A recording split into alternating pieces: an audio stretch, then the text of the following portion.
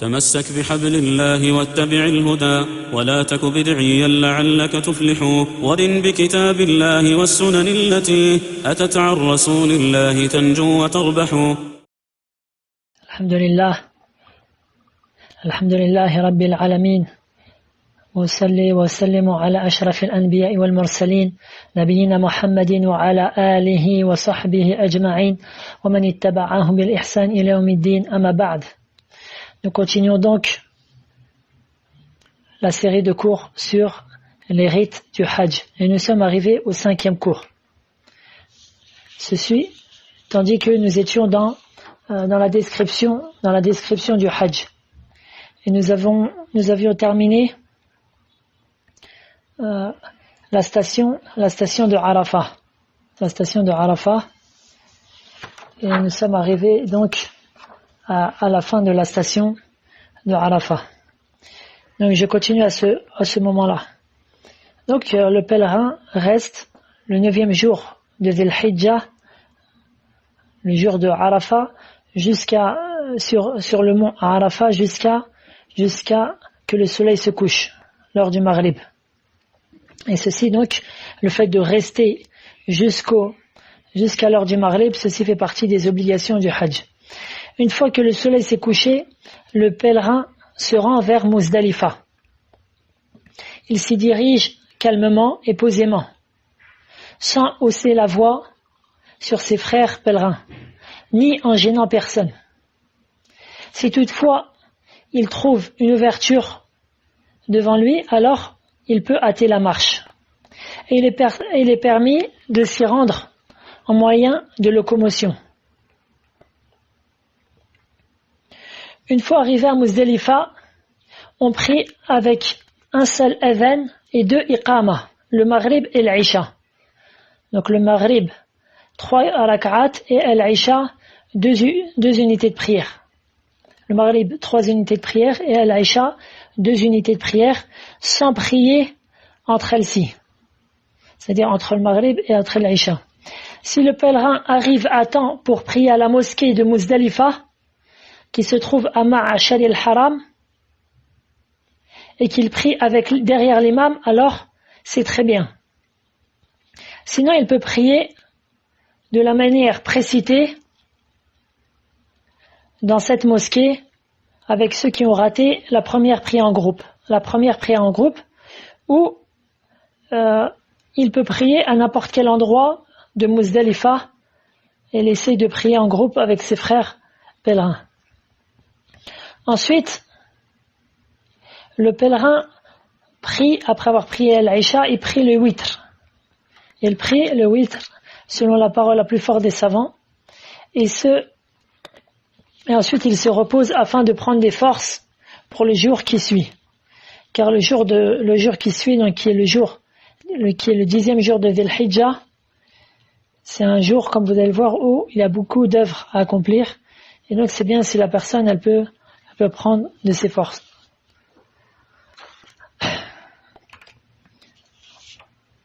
Une fois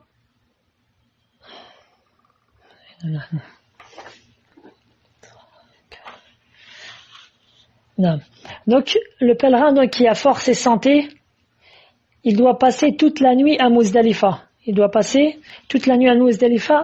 Et il y prie la prière de Subh. Et il peut prier les 2 unités de prière avant Subh. C'est rogatoire. Il prie la prière de Subh en groupe avec ses frères pèlerins, soit la mosquée que j'ai précitée, la mosquée de Ma'ashar al-Haram, ou soit n'importe où à Muzdalifa. Et il est permis pour celui qui est malade et faible, ou pour la personne qui accompagne une femme ou plusieurs femmes, ou qui accompagne des enfants, il leur est permis de quitter Muzdalifa après la première moitié de la nuit. Mais je répète, l'homme qui est en pleine force, alors lui, il ne lui est pas permis de quitter Muzdalifa après la première moitié de la nuit. Il doit plutôt y rester toute la nuit et prier Subh. Donc cette permission, c'est juste pour soit quelqu'un qui a un état de faiblesse, ou soit quelqu'un qui a des gens qui qui supportent mal la nuit à Muzdalifa, tels que des enfants ou une femme ou plusieurs femmes avec lui. Après avoir prié Subh, le pèlerin peut se rendre, donc celui qui a prié la prière Subh à Muzdalifa, il peut se rendre à Ma'ashar el-Haram. S'il fait cela, c'est meilleur. Et à notre époque, comme j'ai dit, il y a une mosquée qui s'y trouve. S'il fait cela, c'est meilleur. Sinon, il peut rester à n'importe quel endroit à Muzdalifa. Après, donc, la prière de Subh, le pèlerin, il se dirige vers la Qibla, fait en sorte d'être droit vers la Qibla, et il fait At-Tahmid, c'est-à-dire il dit Alhamdulillah, il dit aussi Al-Takbir, Allahu Akbar, il dit La ilaha illallah, nul ne mérite d'être adoré si ce n'est Allah. Il dit, et il invoque Allah Tabarak wa Ta'ala, et il invoque Allah Tabarak wa Ta'ala jusqu'à que le soleil devienne très jaune, c'est-à-dire un petit peu avant que le soleil se lève. Donc, juste un peu avant que le soleil se lève, à ce moment-là, la personne, elle prend chemin vers Mina.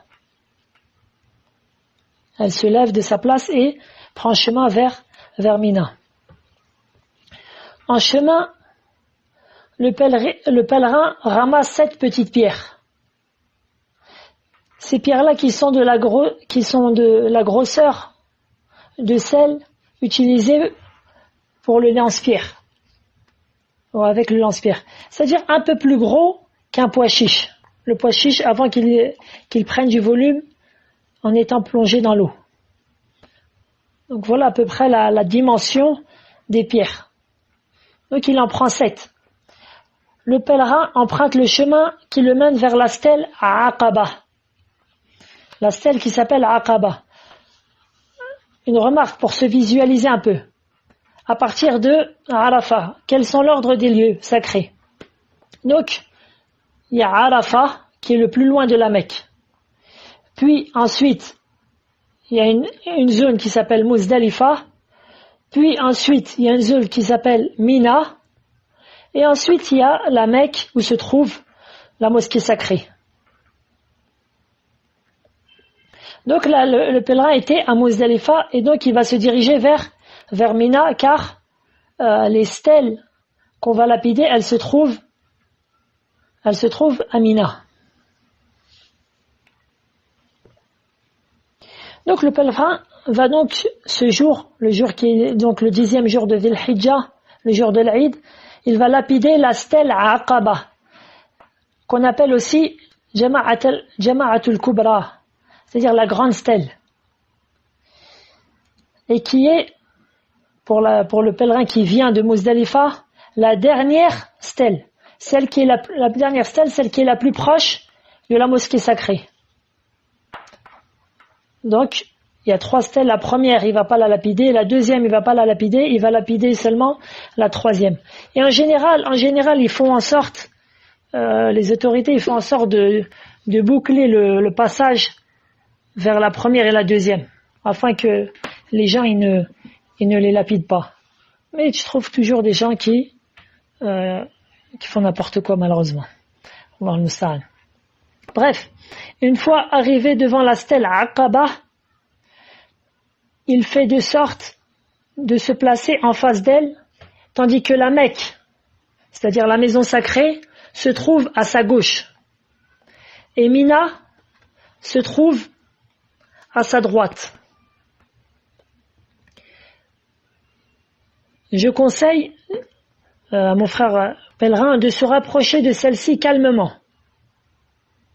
De se rapprocher de celle-ci calmement au point d'y être très proche et de ne pas se précipiter, ni de s'exciter, comme le font beaucoup de gens de la masse lors des stèles.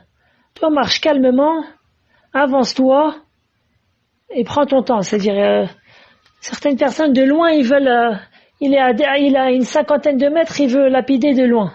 Non, c'est pas. Ne te précipite pas, prends ton temps. Alhamdulillah.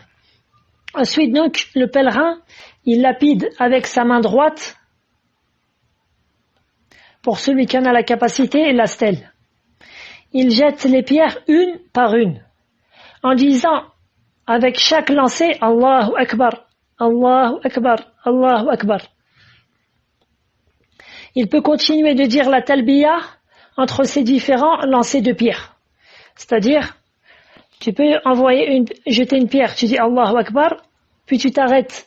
Tu dis la talbiya, labbaik, Allahumma labbaik, labbaik la sharika lak, labbaik, innal hamda wa ni'mata lak wal mulk la sharika lak. Ensuite, tu jettes une autre pierre, Allahu Akbar. Tu peux faire cela, et c'est ce qui est le plus proche de ce que le prophète sallallahu alayhi wa sallam a fait, wallahu ta'ala a'lam. Et le pèlerin arrêtera définitivement la talbiya durant son hajj après le lancer de la dernière pierre. Une fois que tu as lancé la 7e pierre, c'est terminé, il n'y a plus de talbiya. Ce qui est voulu par lapider la stèle est que lorsque le pèlerin lance sa pierre, celle-ci tombe dans la fente qui se trouve à cet endroit-là. Et donc, il n'est pas obligatoire que la pierre frappe le grand mur qui se trouve à l'endroit de la stèle. C'est-à-dire, ce qui est voulu, c'est que, vous allez voir, il y aura, pour celui qui part, wabillahi tawfiq, il y a un grand mur. Donc, toi, le but, en réalité, les savants disent, c'est pas de frapper le mur. Le but, c'est que lorsque tu jettes ta pierre, elle tombe dans la fente qui se trouve devant le mur. C'est comme, entre guillemets, un sort de long puits. Si le pèlerin n'a pas la possibilité de lapider cette stèle à ce moment-là, c'est-à-dire avant que le soleil arrive au zénith, alors il peut le faire jusqu'à la nuit. Et pour le pèlerin qui est très faible, c'est-à-dire qui est très faible, qui est un grand malade ou un handicapé, alors il est permis que quelqu'un le fasse à sa place. C'est-à-dire un autre pèlerin, le pèlerin en question, il va le faire pour lui, et ensuite il va le faire niyabatan anil akhar, par délégation, par procuration, il va lapider la pierre pour, par exemple, sa mère qui est très âgée et qui peut pas le faire pour elle-même. Wallahu ta'ala a'lam. Une remarque encore importante. Celui qui est entré en état de sacralisation pour le hajj, quelle que soit la formule, il rencontrera deux tahallul, c'est-à-dire deux sorties de sacralisation. Et ceci donc, faut bien le comprendre. Il y a deux sorties de l'état de sacralisation pour le hajj. Le premier tahallul, la première sortie d'état de sacralisation,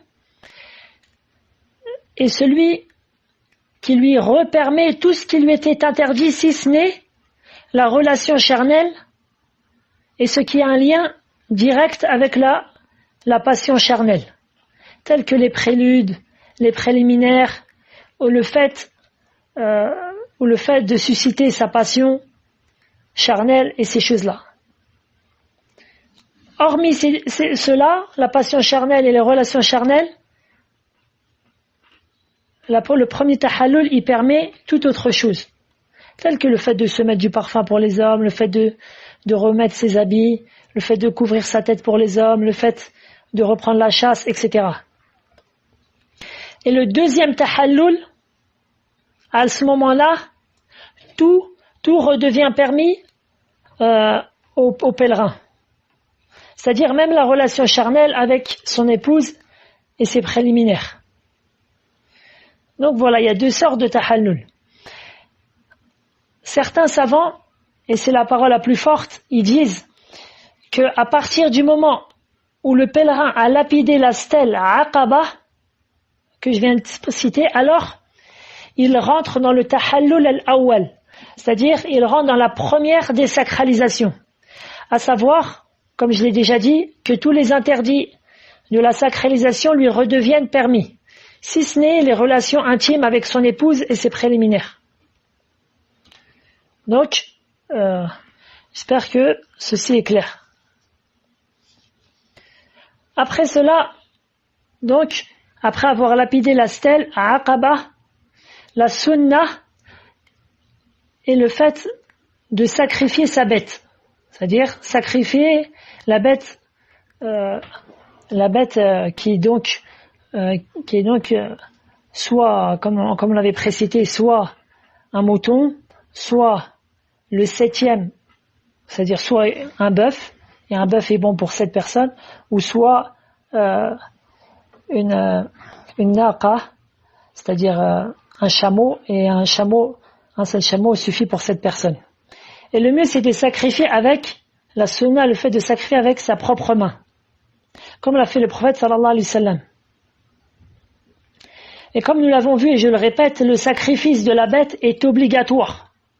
Ceci est obligatoire pour celui qui accomplit le hajj tamattu', c'est-à-dire la formule qui s'appelle hajj tamattu', et pour celui qui accomplit la formule hajj qiran.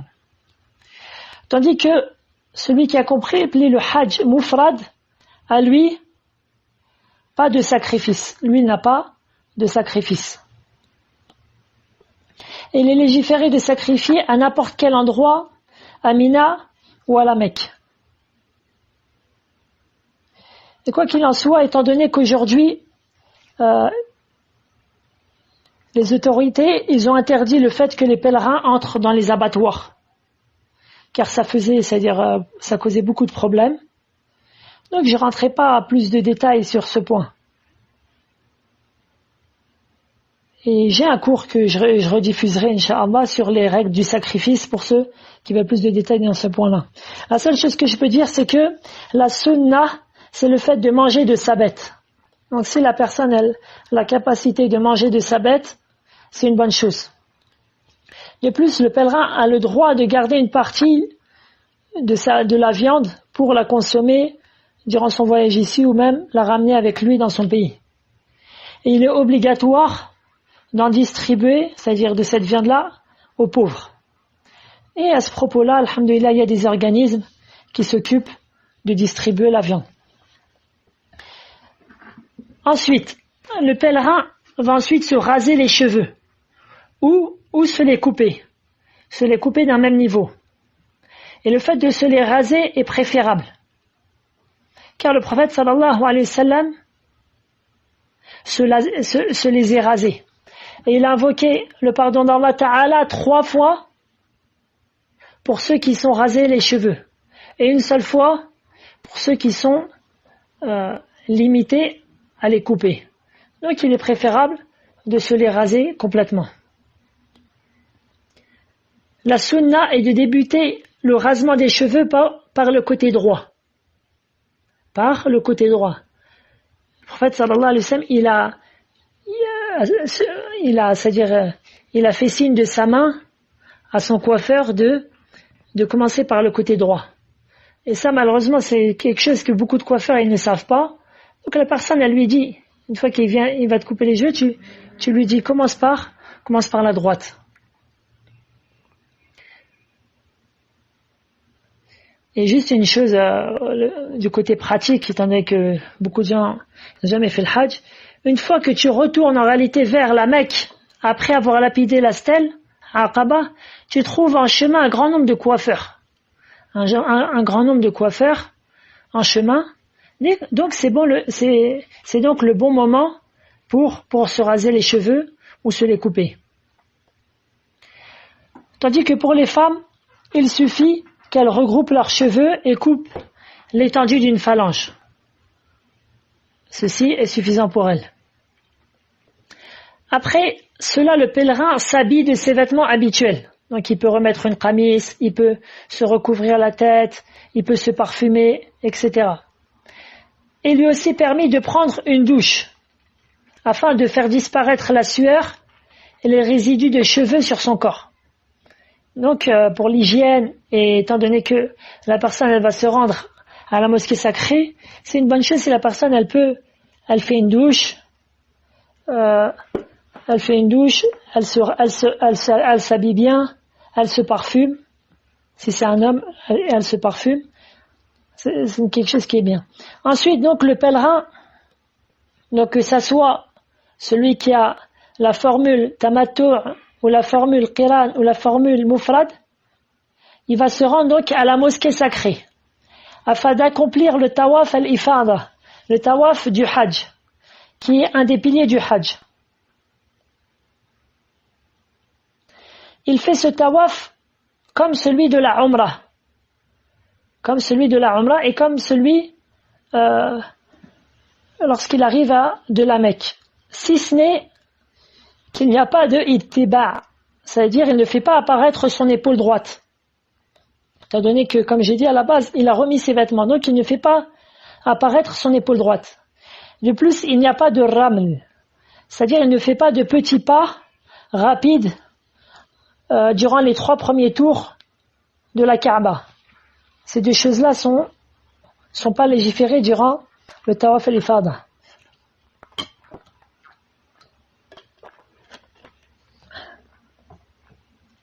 Ensuite, après le tawaf, il accomplit les 2 unités de prière après le tawaf, comme il l'a fait de la même manière qu'il l'avait fait lorsqu'il avait accompli le tawaf de la umrah. Il essaie d'accomplir ces 2 unités de prière derrière le maqam Ibrahim. La première unité de prière, il va lire Surat al-Fatiha et Surat al-Kafirun. Et la deuxième unité de prière, Surat al-Fatiha et Surat al-Ikhlas. Et s'il ne peut pas accomplir ces 2 unités de prière derrière le maqam Ibrahim, il peut l'accomplir à n'importe quel endroit de la mosquée. Puis le hajj tamattu', celui qui fait le hajj tamattu', il va se rendre vers le mont Safa pour accomplir le sa'i, c'est-à-dire le va-et-vient entre le mont Safa et le mont Marwa. Ceci est un pilier de son hajj. Donc le tawaf al-ifada, c'est un pilier, et ceci est le sa'i est encore un pilier. Et il réalise ce sa'i comme il l'avait effectué durant sa umrah, c'est-à-dire comme on l'avait précité dans les cours précédents.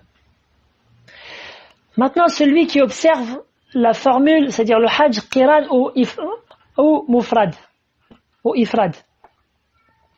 Lui, si après son tawaf al-qudum, c'est-à-dire si après le tawaf qu'il avait effectué à son arrivée à la Mecque, si lui il avait réalisé le sa'i à ce moment-là, alors il n'a plus d'autre sa'i. Lui, il n'avait qu'un sa'i à faire. S'il l'avait fait, il ne le refait plus le jour de l'Aïd, c'est terminé. S'il ne l'avait pas réalisé, alors il l'accomplit après son tawaf al-ifada. C'est-à-dire s'il ne l'avait pas réalisé, alors il fait son tawaf du hajj et ensuite il fait le sa'i. Et si le pèlerin ne peut pas réaliser le tawaf du hajj et le sa'i le jour de l'Aïd, le 10e jour de Dhul Hijjah, alors il lui est autorisé de l'effectuer jusqu'à la fin du mois de Dhul Hijjah. Pas de doute que la sunna, c'est le fait de faire cela le jour de l'Aïd, comme le prophète sallallahu alayhi wa sallam l'a fait. Une fois que le pèlerin a accompli cela, c'est-à-dire il a terminé son tawaf ifada, tawaf, vous avez tous compris ce qui est voulu par tawaf, c'est la circumambulation autour de la Kaaba. L'ifada, c'est-à-dire pour le hajj. Donc lorsqu'il a accompli cela, et qu'il a accompli son sa'i entre le mont Safa et Marwa, alors il rentre dans le tahallul al-thani, c'est-à-dire qu'il sort complètement de son état de sacralisation. Et tout lui redevient permis. Même la relation charnelle avec son épouse. D'accord ? J'espère que ceci est clair. Pourquoi ? Parce que certains, ils ont une exagération et ils disent, c'est-à-dire des exagérations. Je ne vais pas entrer dans toutes les innovations parce qu'il y a énormément d'innovations. Certains, ils interdisent les relations charnelles jusqu'à tant et tant de jours après le hajj, et tout ceci n'est qu'innovation et faux. Si la personne elle accomplit tout ce que j'ai dit, y compris, c'est-à-dire le tawaf et le sa'i, puis il prend son épouse directement à l'hôtel et il fait ce qu'il a à faire, ceci est permis. Comme s'il a fait comme j'ai dit ce que j'ai précité. Bref. Ensuite, le pèlerin peut accomplir le jour de l'Aïd la prière de Dhuhr à la Mecque ou à Mina. Il est rapporté que le prophète sallallahu alayhi wa sallam a prié à Dhuhr à la Mecque et dans d'autres hadiths authentiques à Médine et certains à Mina, excusez-moi. Dans certains hadiths à la Mecque et dans d'autres il a accompli à Mina. Et certains savants ont rassemblé cela en disant que le prophète sallallahu alayhi wa sallam il a prié devant les gens à Dhuhr à la Mecque, à la mosquée sacrée. Et ceci était sa prière obligatoire. Puis lorsque il s'est rendu à Mina, après donc avoir fait le tawaf al-ifada, tawaf du Hajj, il a trouvé des gens qui n'avaient pas prié, et donc il a reprié la prière de Dhuhr devant les gens, et elle était surérogatoire pour lui, et obligatoire pour ceux qui n'avaient pas prié. Wallahu ta'ala a'lam, et Allah est plus savant. Ensuite, donc, le pèlerin retourne à Mina. Il retourne à Mina pour y passer les jours et les nuits. Il prie chaque prière en leur temps. Et il les prie qasran, c'est-à-dire il les raccourcit. Deux unités de prière pour Dhuhr, 2 unités de prière pour l'Asr, 2 unités de prière pour l'Aïcha. Et le Maghrib, elle change jamais. C'est toujours 3 unités de prière. Et il prie aussi le witr. Il ne prie pas les rawatib.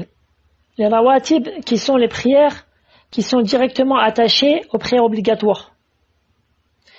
Il peut prier la prière de Duha et il peut prier des prières qui sont nafila, des prières qui sont surérogatoires, mutlaqa. Le mieux pour le pèlerin est qu'il prie dans la mosquée qui s'appelle Masjid al-Khayf, qui est à Mina. Ceci car le prophète sallallahu alayhi wa sallam nous a appris que 70 prophètes y ont prié. Si ceci ne lui est pas possible, alors il prie en groupe avec les pèlerins qui sont dans son même cas. Une petite remarque. Le 11e, le 12e et le 13e jour de Dhul Hijjah s'appellent les jours de Tashriq. Les jours de Tashriq. Et ce sont des jours de manger, de boire et d'évocation d'Allah. Comme ceci est venu dans le hadith authentique. Le pèlerin donc s'efforce d'augmenter en évocation d'Allah tabarak wa ta'ala. Allah ta'ala dit d'ailleurs à ce propos وَاذْكُرُوا اللَّهَ فِي أَيَّامٍ مَعْدُودَاتٍ. Le verset 203. Et invoquer Allah pendant un nombre de jours déterminés. Et ceux-ci sont les jours de Tashriq. Donc, le fait notamment de dire Allahu Akbar, de dire La ilaha illallah, de dire Alhamdulillah.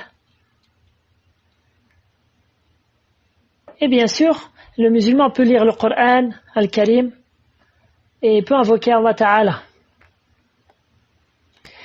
Le pèlerin veille aussi à ne pas jeûner ces jours-là. Il ne jeûne pas ces jours-là. Car ce sont des jours, comme on l'a entendu dans le hadith, de manger et de boire. Si ce n'est pour le pèlerin qui a la formule, c'est-à-dire qui a suivi les rites tamattu' ou qiran, et qui n'avait pas les moyens de sacrifier une bête. Le sacrifice qu'on appelle en arabe al-hadi. Celui-ci, qu'est-ce qu'il doit faire? C'est-à-dire ce pèlerin-là, il se doit de jeûner 10 jours. 10 jours. 3 d'entre ces jours doivent avoir lieu durant le Hajj. Et les 7 autres jours sont à jeûner une fois que le pèlerin est rentré dans son pays. Il peut donc, c'est-à-dire le pèlerin, jeûner le 11e, le 12e et le 13e jour de Dhul Hijjah.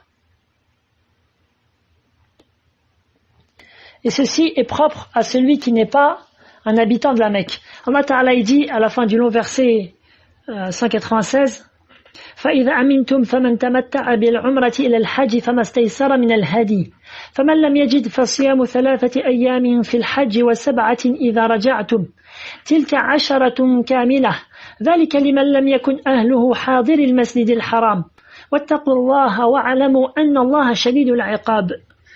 Donc, le verset, comme j'ai dit, 196 de Surat Al-Baqarah, quand vous retrouverez ensuite la paix, quiconque a joui d'une vie normale après avoir fait le Umrah, en attendant le pèlerinage, donc c'est celui qui a fait le Hajj Tamattu', doit sacrifier un sacrifice qui lui soit facile. S'il n'a pas les moyens, qu'il jeûne 3 jours pendant le pèlerinage et 7 jours une fois rentré chez lui, soit en tout 10 jours. Cela est prescrit pour celui dont la famille n'habite pas auprès de la maison sacrée, c'est-à-dire de la mosquée sacrée. De la mosquée sacrée. Et craignez Allah et sachez qu'Allah est dur en punition. Donc voilà la preuve de ce que je viens de dire. Et a rapporté l'imam al-Bukhari عن عائشة رضي الله عنها لم يرخص في أيام التشريق أن يصمن إلا لمن لم يجد الهدي. Donc Aïcha elle dit, il n'a été autorisé de jeûner les jours de Tashriq que pour ceux qui n'ont pas trouvé de bête à sacrifier. Donc celui qui n'a pas les moyens de sacrifier la bête, alors il jeûne le 11, le 12 et le 13e de Dhil Hijjah. Mis à part, bien sûr, comme j'ai dit, ceux qui vivent à la Mecque. Bref, quelles sont les actions à faire durant les jours de Tashriq? À partir du 11e jour de Dhil Hijjah, qui est donc le premier jour de Tashriq, le pèlerin se rend après que le soleil arrive au zénith. Donc c'est après l'entrée de la prière de Dhuhr. Il se rend donc aux 3 stèles pour tous les lapider. Chaque stèle est lapidée avec 7 petits cailloux. Les cailloux qui ont la même taille que j'ai précité. Le pèlerin commence par la stèle la plus proche de Mina, où il se trouvait. Donc il va les faire dans l'ordre. Lui il se trouve à Mina, il va les lapider dans l'ordre. Donc maintenant je vais dire certaines sunnas. Il fait en sorte que la stèle soit sur sa gauche.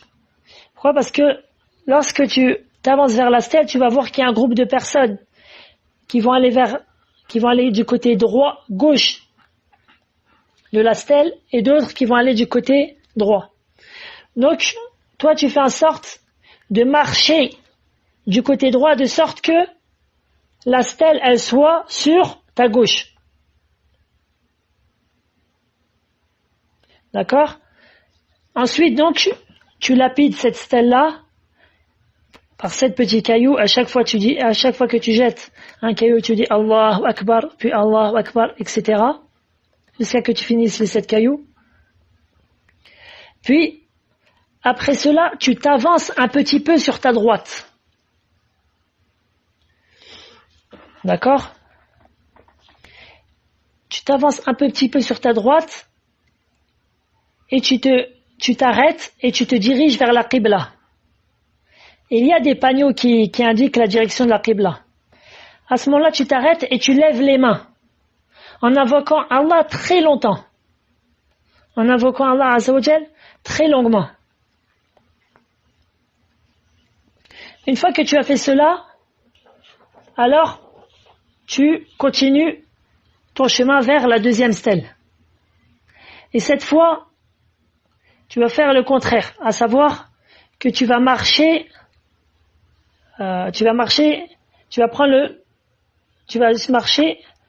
le côté gauche, de sorte que lorsque tu vas arriver devant la stèle, celle-ci sera à ta droite. D'accord? Ensuite, tu vas lapider la stèle par 7 petites pierres Comme on l'a déjà précité, à chaque fois tu dis Allahu Akbar, Allahu Akbar. Puis une fois que tu as fini, pour chaque pierre, Allahu Akbar une fois, puis tu jettes une pierre, Allahu Akbar, comme on l'a déjà cité. Puis, une fois que tu as fait cela, tu vas t'écarter, tu vas t'avancer un petit peu. Tu vas t'écarter, tu vas te mettre du côté gauche. Du côté gauche. Tu vas te diriger, tu vas t'arrêter, tu te diriges vers la Qibla. Tu lèves tes mains et tu invoques Allah très longuement. Donc, voilà. Ensuite, une fois que tu as fini cela, tu te diriges vers la dernière stèle, qui est la stèle Aqaba, la grande stèle. Tu arrives devant elle de sorte que Mina soit sur ta droite et la mosquée sacrée sur ta gauche. Comment tu fais ça? Tout simplement, tu restes sur la même ligne. Tu continues tout droit où tu étais, jusqu'à que, une fois que tu seras devant la stèle, tu vas voir que d'où tu viens, c'est à ta droite. Et où tu pars, c'est-à-dire la mosquée sacrée, c'est vers la Mecque, c'est vers ta gauche. Et à ce moment-là, tu la lapides 7 fois. À chaque fois, tu dis Allahu Akbar. Chaque fois que tu lances, tu dis Allahu Akbar. Et après cela, tu t'en vas. Tu quittes le lieu sans invoquer Allah et sans t'arrêter après la 3e stèle. Moi, je vais essayer de... Il se peut que ça paraît un peu difficile de retenir tout cela. On va essayer de résumer cela et de diffuser cela par écrit avant le 8e jour de Dhul Hijjah, c'est-à-dire avant jeudi qui arrive pour cette année, qu'Allah facilite. Bref. Donc, après cela, le pèlerin a terminé la lapidation des stèles le premier jour de Tashriq. Il a lapidé la première, la deuxième et la troisième. Et en réalité, c'est exactement cela qu'il fait le 2e jour de Tashriq et le 3e jour de Tashriq. C'est exactement cela, selon cette description-là que je viens de dire. Il est permis pour le pèlerin de se limiter à lapider le 1er et le 2e jour de Tashriq, donc ce qu'on a dit le 11e et le 12e jour de Dhul Hijjah, puis de quitter Mina avant le coucher du soleil et de se limiter à cela. Ceci car Allah Ta'ala dit dans le verset 202 de Surat 203 de Surat Al-Baqarah وَاذْكُرُوا اللَّهَ فِي أَيَّامٍ مَعْدُودَاتٍ فَمَنْ تَعَجَّلَ فِي يَوْمَيْنِ فَلَا إِثْمَ عَلَيْهِ وَمَنْ تَأَخَّرَ فَلَا إِثْمَ عَلَيْهِ لِمَنِ اتَّقَى وَاتَّقُوا اللَّهَ وَاعْلَمُوا أَنَّكُمْ إِلَيْهِ تُحْشَرُونَ. Et invoquer Allah pendant un nombre de jours déterminé. Ensuite, il n'y a pas de péché pour qui se comporte en piété, à partir au bout de 2 jours, à s'attarder ou non. Et craignez Allah et sachez que c'est vers lui que vous serez rassemblés. C'est-à-dire le verset Allah Ta'ala permet à ses serviteurs de quitter Mina après le 2e jour de Tashriq. Après avoir lapidé les 3 stèles le 2e jour de Tashriq, la personne elle quitte Mina et ainsi elle a fini la lapidation des stèles et elle a fini sa station à Mina. Cependant, je dis bien cependant, lapider les stèles les 3 jours de Tashriq, c'est-à-dire le fait de dormir à Mina, même la 2e nuit, même la 3e nuit, excusez-moi, et le fait de lapider les stèles le 3e jour, ceci est préférable. Ceci est préférable car il y a en cela plus de bonnes actions. Et ceci est la sunna du prophète sallallahu alayhi wa sallam. Après, il est vrai que certaines compagnies, ça je le dis entre parenthèses, certaines agences, ils te disent, nous, on vous garde pas dans les tentes le 3e jour. On vous garde pas dans les tentes la 3e nuit, c'est terminé. Donc celui qui est cramponné à la sunna, qu'est-ce qu'il fait? Il a deux choix. Soit il va à Masjid al-Khaif, la mosquée que j'ai citée. Donc c'est une mosquée qui en général qui est vide le jour qui est vide la nuit de la troisième nuit. Pourquoi? Parce que la plupart des gens ils partent. Et donc tu peux dormir à cet endroit-là. Ou soit qu'est-ce que tu peux faire? Ce qui est voulu par passer la nuit à Mina, c'est la majorité de la nuit. Donc si une personne, elle compte les nombres d'heures et elle reste la majorité du temps à Mina, puis désire se reposer dans son hôtel, alors ceci est permis. C'est-à-dire il aura fait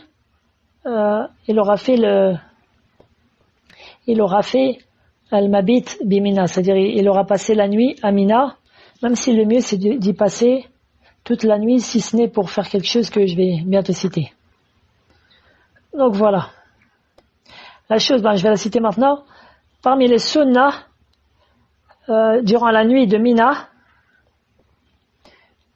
donc il y a un hadith, donc à la kulli hal, certains, il y a une divergence de est-ce qu'il est authentique ou pas, mais un grand nombre de savants dans le hadith, ils le rendent authentique, parmi elles Sheikh al-Albani, à savoir que le musulman, le pèlerin, va faire un tawaf surérogatoire toutes les nuits de Mina.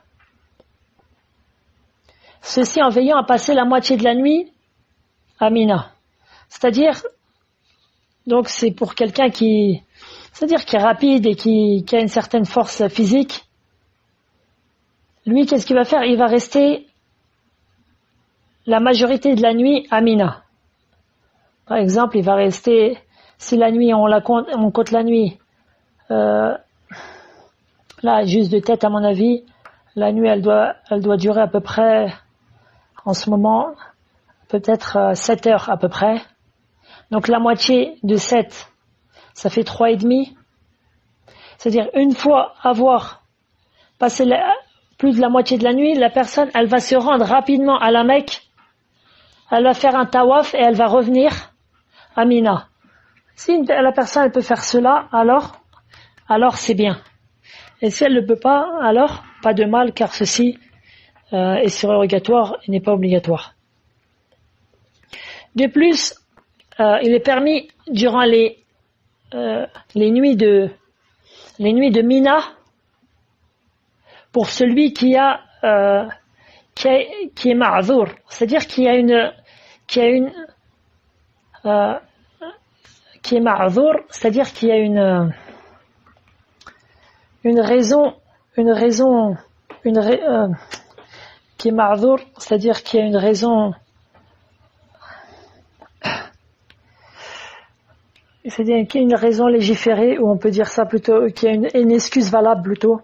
Celui qui a une excuse valable, il lui est permis ce qui suit. Celui qui a une excuse valable, c'est par exemple quelqu'un qui est très âgé et très fatigué, c'est-à-dire ou quelqu'un qui a un lourd handicap, ou qui est très malade, etc. Donc lui, il est permis certaines choses. Premièrement, le fait de ne pas rester les nuits de Tashriq à Mina.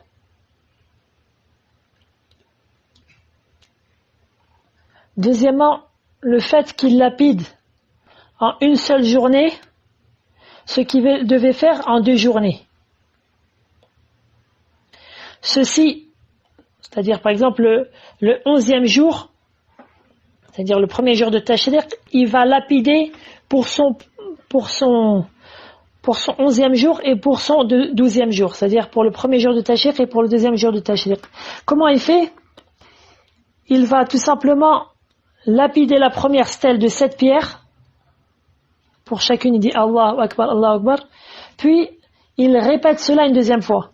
Il relapide la première stèle avec 7 pierres. Puis, une fois qu'il sera rendu dans la deuxième stèle, il fait la même chose. Et lorsqu'il arrive à la 3e stèle, il fait la même chose.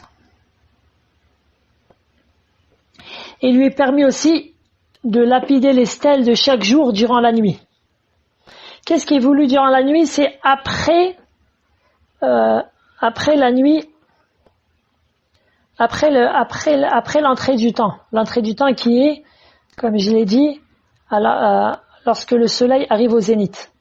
C'est-à-dire lui plutôt qui va faire ça en journée, il va faire cela durant la nuit.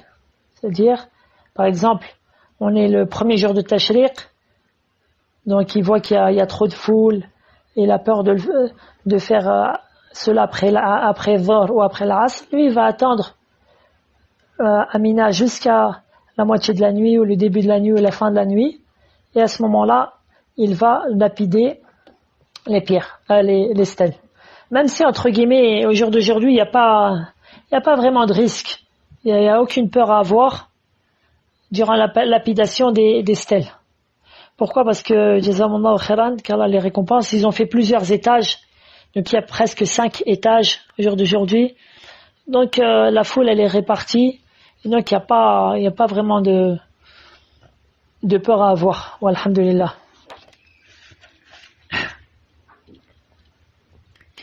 Une fois que le pèlerin a terminé les jours de Tashriq à Mina, que celui-ci décide de rester 2 jours ou 3 jours, alors il retourne à la Mecque et à ce moment-là, il a terminé son hajj. C'est-à-dire, on peut dire que lui, son hajj, il est terminé. Et il reste le temps qui lui est possible à la Mecque. Durant son temps, il essaie d'occuper son temps dans le bien. Que ça soit dans le fait d'augmenter les prières dans la mosquée sacrée de la Mecque, le fait d'augmenter les tawaf surérogatoires, le fait de s'asseoir et de profiter des savants à la Mecque, etc. Une fois que le séjour de la personne se termine, avant de quitter la Mecque pour revenir vers son pays, il lui est obligatoire, c'est-à-dire il est obligatoire à ce pèlerin de faire ce qu'on appelle le tawaf al-wada', c'est-à-dire le tawaf d'adieu. Donc lui, une fois qu'il a préparé ses bagages, tout est préparé, qu'est-ce qu'il va faire? Il va aller à la Mecque, il va aller à la maison sacrée, il va faire le tawaf al-wada', et une fois ensuite qu'il a fait ce tawaf-là, il peut prendre route vers son pays. Et donc ceci est une obligation parmi les obligations du hajj. Si ce n'est pour la femme qui a ses menstrues le jour où elle va quitter la Mecque. À elle, il lui est permis, à elle tombe l'obligation de ce tawaf al-wada' et il lui est permis de rentrer chez elle dans son pays sans avoir accompli le tawaf al-wada'. Comme le prouve le hadith lorsque ceci est arrivé à Safiya, la mère des croyants, radiyallahu anha. Même si une petite précision, ça donc, ceci est pour la femme bien sûr qui a ses menstrues, mais qui a déjà accompli le tawaf al-ifada. Elle a accompli le tawaf qui est un pilier du hajj. Ça, elle l'a accompli.